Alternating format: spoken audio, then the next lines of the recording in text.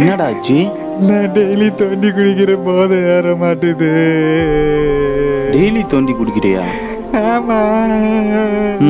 ஐயோ, சந்தேகப்பட்டு தோண்டி தோண்டி குடிச்சா எப்படா போதை ஏறும்? போதையாகணும்னு நம்பி மூடி வைக்கணும், போதையாகும்.